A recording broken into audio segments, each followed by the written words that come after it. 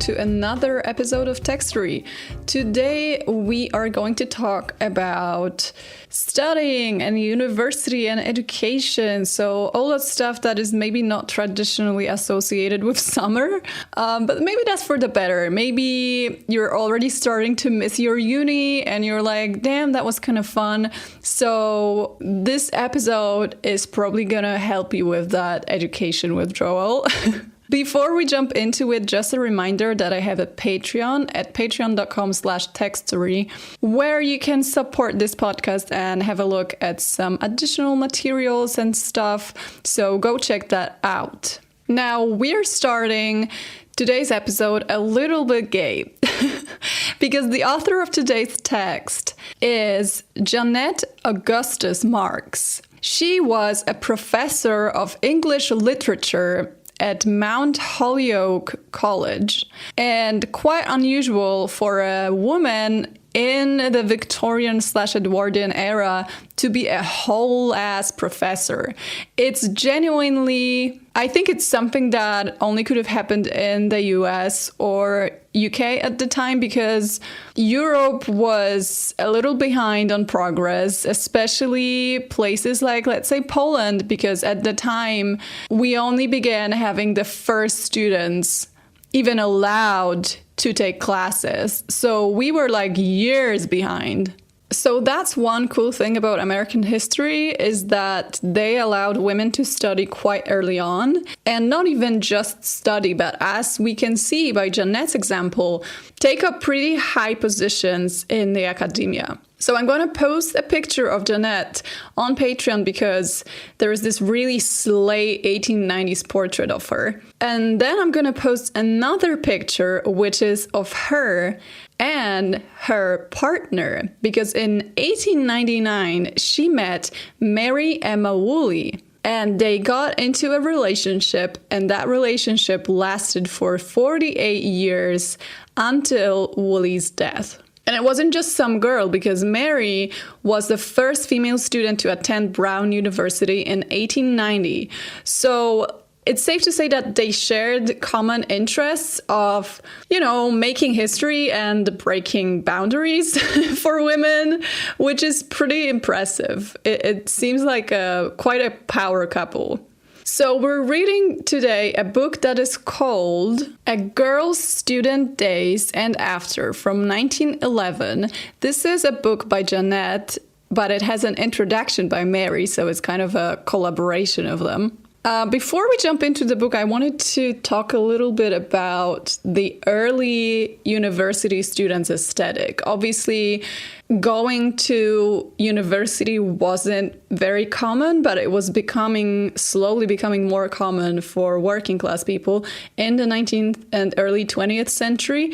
And I think it's incredible that women were allowed to study practically within a couple of years. For so long, attending a university was something they could only dream of, was something completely unattainable. And then all of a sudden, all those universities started allowing women to study. So all of a sudden, you had this subculture of educated young women. They also had a particular way of dressing. They would often wear shirtwaists and simple dark skirts and neckties and bow ties. So they did adapt a style of clothing that was a little bit male fashion inspired, probably to kind of make themselves look more serious in the eyes of the academia, because if they came to the classes dressed in frills and bows and lace, they might not be treated seriously.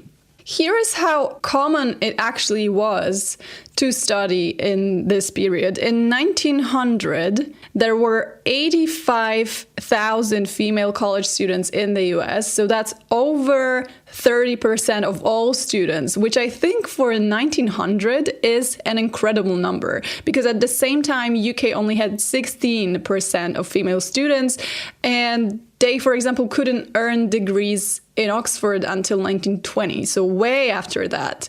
And in the rest of Europe, it was typically under 5%, so nowhere near the 30% of US students. And I think it's incredible because You cannot help but imagine how badass it must have felt to be one of the first female students in history, and how strong that sisterhood must have been. I think it's absolutely mind-blowing.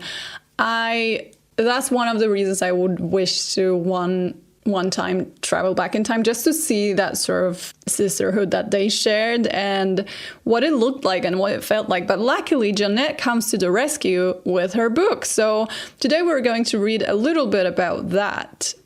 Starting off with the ideal freshman. Freshman year, the beginning year, the year of new experiences, new delights, new work, new friends, new surroundings. The year that may mean much to a girl, that may answer some of the questions that have lain long in heart and mind, that will surely reveal her more clearly to herself, that may make her understand others better and help her to guess something of the riddle of the years to come. Here come some of the girls who are entering school and college with her. Bright-haired, dark-haired, rosy or pale, tall or thin, fat and short, clever and average, desirable and undesirable. In fact, all sorts and conditions of girls. There is the student who errs on the side of leading 2 work-a-day life, and in so doing has lost something of the buoyancy and breadth and snap, which would make her associations and her work fresher and more vigorous. The grind, she has been called. Turns out grind is not a modern concept. And if she recognizes herself in this sketch, let her take care to reach out for a bigger and fuller life than she is leading. And there is too the selfish student, whose class spirit is self-spirit. And the girl who is not selfish, but who uses herself up in too many interests, dramatic, athletic, society, philanthropic, and in a dozen others. She is probably over-conscientious, a good girl in every way, but in doing too much, she loses sight of the real aim of her school life. To these must be added another student, the freshman who skims the surface and is, when she gets out, where she was when she entered. No, not quite so far along, for she has slipped back. She is selfish, relying upon the patience and burden-bearing capacity of her father and mother, as well as the school. Okay, so lots of different types of students. I don't know about you, but I'm trying to go through my brain and trying to see what sort of people I went to university with. I definitely remember a lot of the ones that were doing too much, the ones that were studying too much, and the ones that had like 10 different things going on. I don't really remember the ones that entered uni and just left basically being the same and knowing the same, but maybe that's because we were all studying pretty hard. What a girl gets in school will much depend upon what she has to give. No girl is there simply to have a good time or merely to learn things out of books. What do you mean? That was literally me. I was there for a good time, not a long time. I was like passing my grades barely. And I was there to learn and have fun. But I imagine back then, when it was such a huge deal to even get there and to pay for it, because unis in Poland are free. I don't know if you know that. I'm assuming back then it was a much bigger deal. So you weren't there just for fun. You were there to gain education and potentially change your life. Nor is she there to fill in the interim between childhood and young womanhood, when one will go into society, another marry, and a third take up some wage-earning career. No, she is there to carry life forward in the deepest, truest sense. And the longer she can have to get an education and to make the best of the opportunities of school and college life, the richer and fuller her after years will be. You can definitely get a taste of Jeanette's views on education here because she seems to consider it quite a deep endeavor and an important thing to do that can literally change your life for the better. So you can definitely tell she was like deep into academia. But also it's a bit sad because nowadays universities and studying and colleges, they just don't carry the same meaning anymore because you're probably going to end up unemployed anyway. So they don't necessarily feel like they're changing your life for the better. They're sort of just postponing the inevitable, which is we are all in trouble. And that's a bit sad to think about. There is a certain social selfishness in the way some students take their opportunities for granted without realizing that there are thousands and hundreds of thousands of girls who would give all that they possess for a tithe of such riches.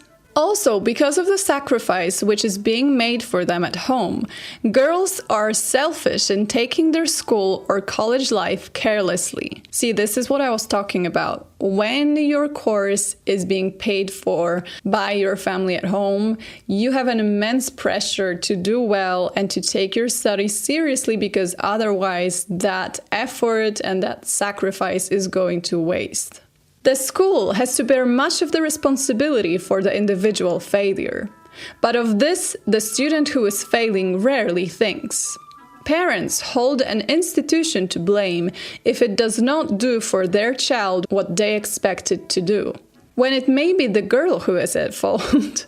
I don't know about uni, but I think there's definitely this approach in regular schools now that when your child is failing, when your child is not maybe doing well education-wise, it has to be the teacher's fault. And I know a lot of people that are teachers and they say it's absolutely exhausting because they are the ones that are expected to correct children's misbehaviors and children's upbringing, basically, even when they're not the ones that brought them up. And it should actually be the responsibility of the parents. And the parents never take that responsibility because they come into school and they're like, you were supposed to fix my child and you didn't.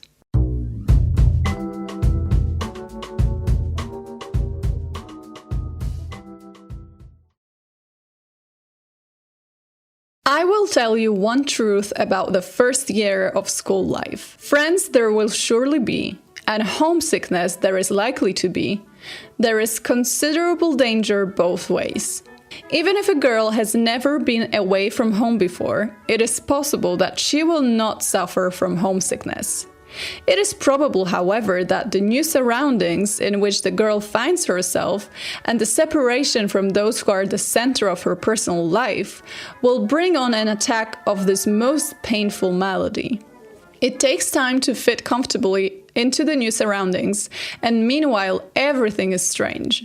Homesickness is not to be laughed at, but it must be less deadly, less fatal than some people think it, or there would not be so many recoveries.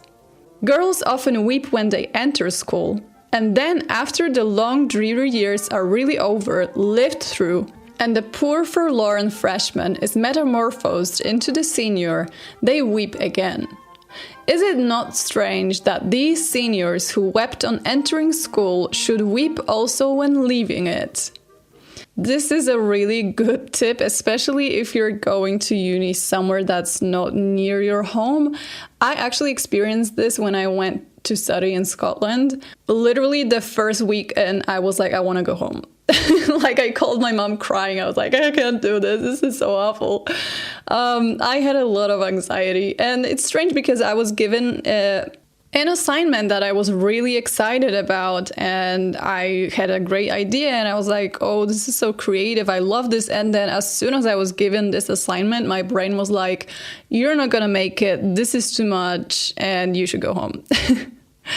And my mom picked up, she was like, okay. And she gave me a very sensible tip. She was like, okay, try to make it the first 2 weeks. Try to make it to the end of those first 2 weeks, and then you'll see how you feel.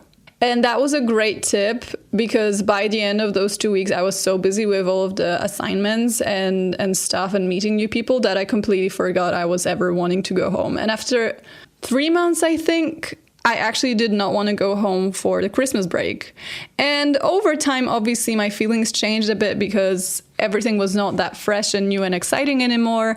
So by the end of my course, I was fully ready to go back home, but I was not so desperately homesick anymore. And I actually appreciated the city, the country, the landscape, everything. And it's been 10 years now since I studied there, and I still get a bit emotional thinking about that time because it was special. It was truly special. So sorry for this rant. This is going completely off topic now, but if you ever experience homesickness as a student, keep that in mind. Make it to the first 2 weeks. If you make it to the first 2 weeks, make it to the first month. If you make it to the first month, think, has it gotten better? Or is that maybe a sign that no, you should go back home actually and be be in your normal element again? Maybe this is not for you, but give yourself that chance. Friendships. There is no denying that there is great temptation to violent admirations and attractions in school. In the first place, in school or college, the girl is brought into contact with a large circle of people who are immensely interesting to her. The whole atmosphere is full of novelty, of the unusual. Some of the students and teachers whom she meets for the first time represent a broader experience, it may be, than her own home life has given her. These are often new types, and new types are always interesting. Only a few of the friendships made in school are destined to endure. One of the foremost of those that last is founded on similarity of interest. Perhaps it is the girl with whom one has worked side by side in the laboratory. A relation formed slowly and on a permanent basis. Many of the best of friends have come together through community of interests. And this is a type of friendship for which men have a greater gift than women. Okay. All of the hobbies I partook in beg to differ because it's always mostly girls. But also the times have changed. I think nowadays men are much more likely to have hobbies that are kind of lonely.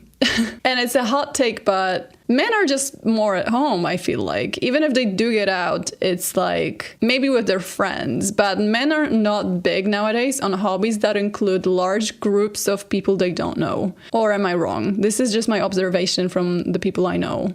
There has been a general improvement in student rooms, yet many rooms today have altogether too much in them. Too many pictures, too many banners, too much furniture, too many hangings. The great fault of most rooms is this overcrowding. If we were only heroic enough to make a bonfire of 9/10 of all they contain, we should see suddenly revealed possibilities for something like the ideal room.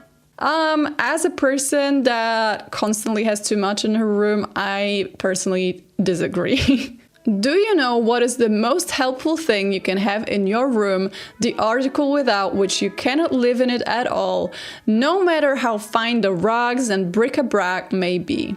Air. Air is the one thing which is almost instantly and absolutely indispensable to human life. For we breathe it in not only through our noses, but also all over our skin.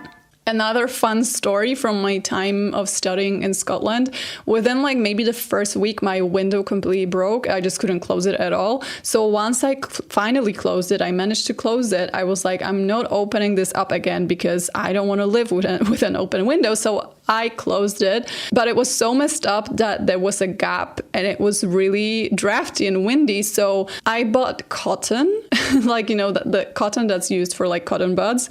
I stuffed that gap with cotton and then I taped it in place with duct tape, and that was my window for a year. I could not air out my room. I could not open the window. I dealt with it. I mean, the room was stuffy anyway because they have those stupid carpets everywhere and it was pretty small. So whenever I wanted some air in my room, I would have to open kitchen window and then hopefully some of that air would come into my room, but obviously that was not the case. So for a year straight, I could not open my window, and then my dad came over to help me pack when I was finishing up the studies, and he bloody fixed that window within maybe 5 minutes of entering my room, and I was so pissed because I was like, great, Could have done it over video perchance, and that would result me not living in a smelly, stuffy room for a year straight. But I mean, now I've learned. So, well, at least I don't do that anymore. I don't have to tape my windows in. But if I ever had to, I would probably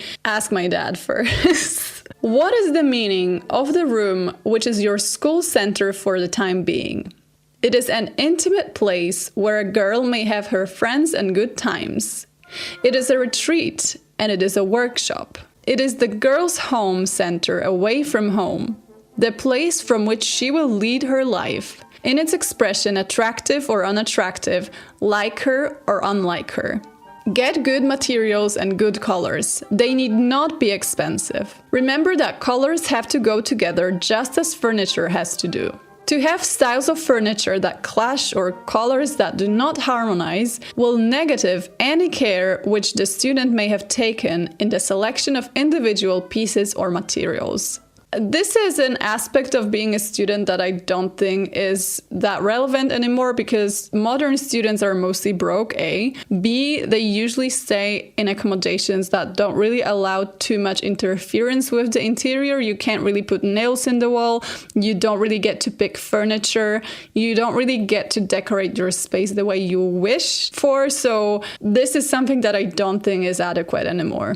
The joy of work. If one is in good condition, the exercise of any physical power is a pleasure. It is a pleasure to run, to sing, to dance, to climb mountains, to row, to swim. It is a pleasure to shout for nothing else than the pure joy of letting off surplus energy. But the highest power of which human beings are possessed is not the power of the body. It is the power of the mind. Our schools and colleges today are very much richer in the joy of everything else. In beautiful surroundings, in freer and fuller athletic and outdoor life, in a more varied and delightful social life than they were 50 or even 25 years ago. But it is a question whether the joy of intellectual work has kept pace with this joy of life in its other aspects. I'm actually not sure what she's on about here. From the school to the girl. There is another matter at which the school in placing its students must look. To be a desirable candidate for a good position, a girl need not be expensively gowned, but she must be daintily and freshly dressed. So they're talking about trying to find a position after being a student. So you've been a female student in the 1900s, you have graduated, now you are trying to enter the workforce, and it must have been an immense task. It must have been incredibly hard, and I'm assuming 90% of women just went back to their hometowns and just, settled down because it was near to impossible to be employed. But in case they were trying to do so, here is a little guide on how to look and how to behave. Immaculate shirtwaist, a plain, well-made skirt with good shoes, stockings and gloves, and a quiet, pretty hat are all any woman needs in meeting her business obligations. And that daintiness which she shows in her dress, she must show in her person too, in clean skin and fingernails, good teeth, and smooth, attractively arranged hair. What the school is able to do for the girl depends very largely upon the girl herself. The majority of people with whom she comes in contact do not take that into consideration, and the school is held unfairly responsible for the girl. All any school can do is to use the material it finds. Someone has said with harsh but true emphasis that a college does not make a fool. It simply helps in the development of one. As an illustration of its limitations, a school sends out two girls from the same class.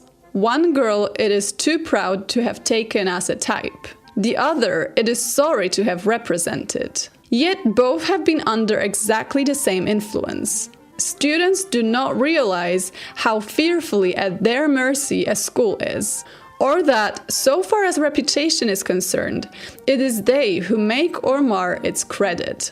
So the last bit here is a disclaimer that you as a person that have studied at a particular uni or college or whatever you call it, or an educational institution, you serve as sort of a calling card of that institution, and people will judge the institution by coming in contact with you. So it says, you know, your conduct will affect the school's reputation, which is interesting because I don't think it's something that we do nowadays. I don't think we care. I mean, we may judge the school's system or level of education by coming in contact with many people that have attended that school, but we just assume it's a person. It's not their uni, obviously, because it's completely out of the control of the uni, the type of people that they put out. But I also imagine back then it was more about you are a female graduate and you need to behave accordingly because people will judge you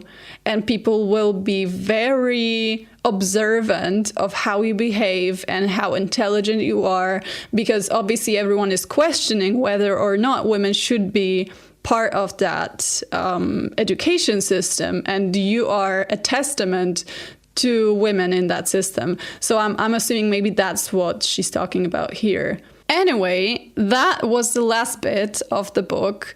Let me know what you think. And any students here, by the way, I am way past my student days. I think it's almost 10 years now since I fully graduated and never went back to college or uni. It's not that fresh in my memory, but I have found a lot of things and themes that I recognize and I still remember. So I wonder what it's like for people that are studying now, and what similarities or differences did you find in the text, and what sort of thoughts you have on that. Preferably female students, because that's more on point for this. Anyway, shout out to Jeanette and Mary, who seem like a real power couple. Go to my Patreon at patreon.com/textory to check out their really cute couple picture from 1924, I think, so a little bit later than the book. And I'll hear you in another episode. Bye!